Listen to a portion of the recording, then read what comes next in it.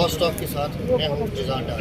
आज मैं डेरा कारा में मौजूद हूँ और हमारे पास जो शख्सियत है वो किसी तरफ की मुताज नहीं है। तो मेरे सामने मौजूद हैं कमर ज़मान खैरा साहब। आइए हम उनसे बात करते हैं। जी खैरा साहब, सलाम। तो खैरा साहब, ये ज़रा बता दें कि इलेक्शन के हवाले से पीपल पार्टी का बदलता रवैया पीपल्स पार्टी का इलेक्शन के बारे में क्या रवैया है, किस चीज़ को आप कह रहे हैं? आप देखिए ना, बिलावल भुट्टो ज़रदारी साहब जो हैं वो PTI से वोट मांग रहे हैं, क्यों मांग रहे हैं? पीपल्स पार्टी का इलेक्शन के बारे में रवैया बड़ा संजीदा रहा है और हमेशा रहा है। पीपल्स पार्टी ने कैंपेन सबसे पहले शुरू की है। पीपल्स पार्टी ने इलेक्शन मैनिफेस्टो सबसे पहले दिया और सबसे मौसर चारों सूबों में पहले दिया। तो ये कहना कि हमारा वोट बदल गया है, आज भी हम आवाम के इशूज़ के ऊपर बातें कर रहे हैं, आज भी हम इदारों को कह रहे हैं कि सियासी मदद चले, आज भी हम पाकिस्तान के नौजवान किसान के नौजवान की लड़ाई कर रहे हैं, तो रवैया नहीं कर। जो बात आप फरमा रहे हैं उस पर PTI के नौजवानों से वोट इसलिए मांग रहे हैं, जिस तरह वो कह रहे हैं कि अगर आप वोट डालेंगे तो आपके वोट को मुख्तलिफ जगह पर तकसीम हो के अगर आप अपना रवैया जो अपना गुस्सा जाहिर करना चाहते हैं या आप अपनी राय देना चाहते हैं, तो हम इस मुल्क के अंदर सियासी इंतजाम के रवैये अगर आप वो जमात है जिनके दौर में कोई सियासी करेंगे, हम वो जमात हैं जो सबको साथ मिला के चलने का हद रखती है, उसका एक्सपीरियंस रखती है। माजी में हमने ये किया और हम समझते हैं कि मुस्तकबिल भी इसी का है। तो उस हवाले से उन्होंने जनरली बात की है, रवैया से कहते हैं। सर, दूसरी बात ये है कि पीपल पार्टी को पंजाब में वापसी के लिए नून लिहाज बयानियाँ क्यों बनाना? क्या नहीं, इतना आप PTI में थे, आप उस टीम का हिस्सा थे, तो आज कैसे मालूम होगा?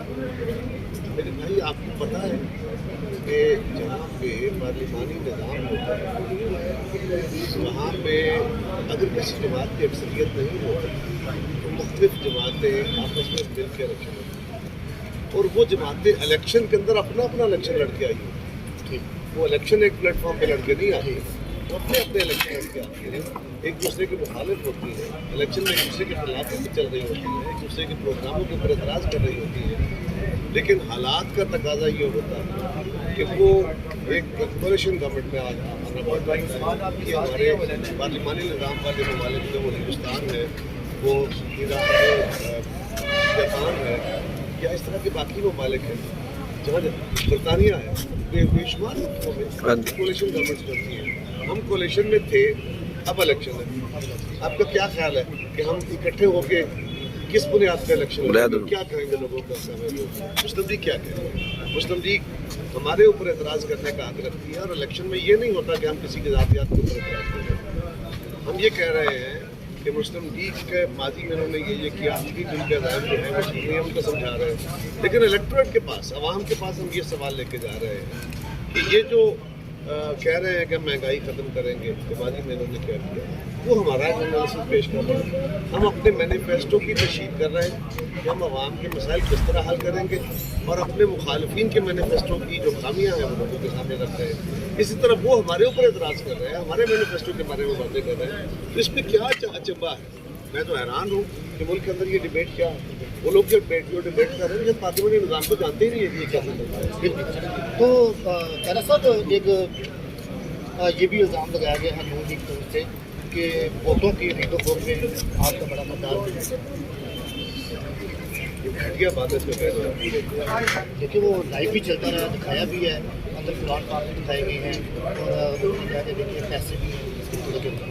मुझे तो नहीं पता, मेरे हल्के की बात कर रहा हूँ, मैं तो कह रहा हूँ ये घटिया बात है जो भी करे। नहीं, आप पीपल्स पार्टी के तर्जमान भी हैं। मैं पीपल्स पार्टी का तर्जमान इस वक्त इलेक्शन लड़ रहा हूँ, मुझे नहीं पता। ठीक हो गई। तो सबसे अहम बात अभी तक जो हमने देखी है कि आपने हमारे गुजरात के अंदर एक फॉरेन ऑफिस का इजरा भी किया है। तो अगर आप MLA मोटिव हो जाते हैं तो आप आवाम को मुश्किलात से निकालने में कौन सी सलाहियत है? देखिए, जो फॉरेन ऑफिस के डेस्टिनेशन ऑफिस का इंतजाम हुआ है, तो भी एक बिलावल साहब से मैंने रिक्वेस्ट की थी हमारे लोगों को बड़ी शदीद तकलीफ होती है इस्लामाबाद जाके रजिस्ट्रेशन कराने के लिए।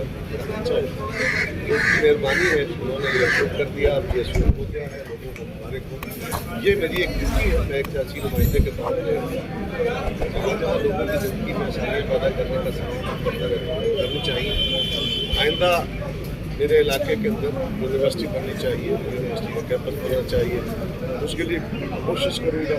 हमारे बच्चे जो बाहर जाते हैं वो डंकी लगा के या इलीगल बेस से जाते हैं, बड़े खतरात सामने का सामना होता है, बहुत जान जोखिम होती है, कई शादियाँ हो गई। उसके लिए एक स्किल डेवलपमेंट के इदारे बनवा के ताकि वहाँ हमारे बच्चे जो हैं वो हुनर सीखें और वो लीगल अफगानी होने से बाहर जाए। तीसरा, जब कॉन्सेप्ट यूनिवर्सिटी की एक जगह है उस पर आर्टिफिशियल इंटेलिजेंस की वो एक आला इदारा बनवाने का मेरा, और लाला मोहसिन शहर और यहाँ से आगे जो इलाका है गुजरात की तरफ, उनके लिए पानी के निकास का एक बड़ा इशू। जी बिल्कुल। तो तकरीबन साहब से सवाल आपसे ये है कि मियां नवाज और मोहतरमा बेगम भुट्टो के दरमियान एक मसाक़ जमहूरियत की मुक़द्दस रही थी, लेकिन आज मुरम्मतनामा की तरह नजर नहीं आ रहा। मेरे भाई पहले उसको स्टडी करें। हमारी गवर्नमेंट में उसके ऊपर 95% हो गया। 2008 से 13 जो 5% रह गया था उस पर चंद चीज़ें थी जिसमें हमारी बाकी तहरीर आती है। ठीक है, उस पर कॉन्स्टिट्यूशनल कोर्ट बनी थी, उस पर प्रोटम रिकन्सिलिएशन कमीशन बनना था, उस पर 62 चंद ऐसी चीज़ें थी। बाकियों के ऊपर तो बाकायदा हमने इसका चार्ट दिया हुआ। आप पीपल्स पार्टी की वेबसाइट पर जाइए, वहाँ से देखिए कि हमारे गवर्नमेंट इम्प्लीमेंटेशन ऑफ COD उसका बाकायदा चैप्टर, उसको देखिए जिसमें क्या क्या प्रोमिस थे और कितने फुलफिल थे। फिर ये सवाल बहुत शुक्रिया।